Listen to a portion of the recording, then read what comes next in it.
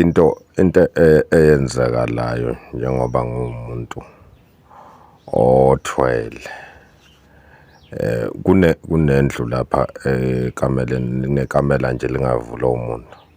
Leli kamela njalo ekuseni ngithola imali engango-150k. Le mali mangiyithola kufanele angiyibabazi le mali.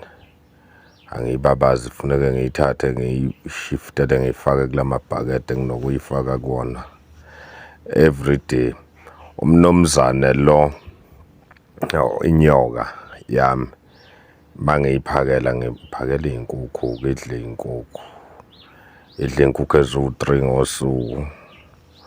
Usuku nje kufuneka ngiyinikeze iy'nkukhu eziwu-3, ngiyiphakela inkukhu ekuseni ngaboma-9, ngizoyinikeza inkukhu ngabo-2, bese nginikeza inkukhu before ngilale ngabo-10.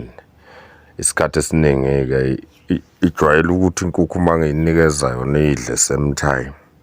Yona ayinabo ubungozi obukhulu lapha kumina. Inkinga nje mase kulalwa ngivele ngithi ngilele ngizwe ngayo. Isigoqile lapha, iyangikhotha, yenza lento yayo-ke ye-sex. Yazi madoda, hayi ngisenkingeni bafethu, ngisenkingeni. Impilo engayikhethela yona angifisi nangalilodwa ilanga kube khona umuntu okhetha le mpilo efana nalena. Hayi, le mpilo iyakhathaza le mpilo. Kahle kahle ubudoda bami nje ukuthi ngiyindoda, angisayithembi lokhu kwangempela. But-ke abantwana nginabo abantwana, ngoba konke lokhu ngikwenze because bona abantwana, ngoba bengibona ukuthi ngiyasafara, ngiyasala ey'ntweni ey'ningi. Nginabo abantwana, elasibhoni yami ineminyaka ewu-15, 15 years lasibhoni yami bawu-3. Manje ngichaza ukuthi-ke ezinye zezinto ungazenza nje isikhashanyana wena, ziku-affect impilo yakho yonke, Ngikhuluma lezi y'toli ey'kanjena because angazi ukuthi ngiyofanini. Ngenzela ukuthi kodwa iqinise ebantwini abangilandelayo nabantu abanami bazi ukuthi iqiniso lithini mayelana nokuthwala. Ukuthwala akulungile ukuthwala. Uthwala ngani nangani kuyefana. Ukuthwala nje kudoti, kuyisiqalekiso. If kulungile ukuthwala, why bona bengathwali le koMalawi, koNigeria? Why kuthwaliswe thina ama-South African? Bafethu, ukuthwala ngiyakuzonda, ningalinge nihluphekele ngakuleyo nto. Zamani nisebenze, nibeke isente phekwesente, okungenani nevula amabhizinisi amanye. Cha, ngithi ake nginizekele nje ekuseni ukusa. Angilele, lokhu ngivuka ekuseni ngabo-1, ngihlushwa yile nto. Vese kubuthongo anginabo njengoba nganginitshelile. Akunankinga, zingane zakwethu. uNkulunkulu emuhle enikhusele, ningalinge nithatheke ningene ey'ntweni ey'zonixaka ukuphuma kuzona. Ngi-right, ngivuthiwe, sengenele.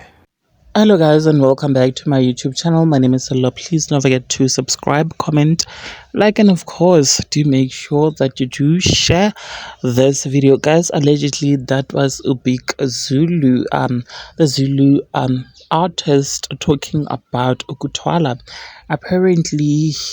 Apparently and also let me say allegedly, Pare Uthwele, he has a snake, you guys, and that was him detailing how he makes money from this very deadly ritual, you guys, because we do know Ukuthwala, there are consequences, you guys. You will end up maybe taking, your family's lives because of Ukuthwala. Once you go there, guys, there is definitely no turning back, as the animal or the snake that you have toilet with might end up wanting blood, not just any random blood.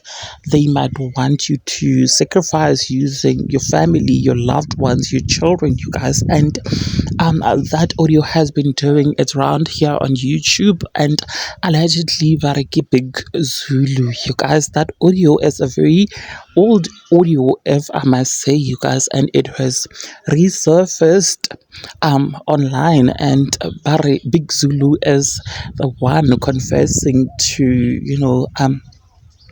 Ukutwala, and he has quite revealed a lot in that audio that I have inserted, you guys. Anyways, what are your thoughts about this whole Ukutwala situation, you guys?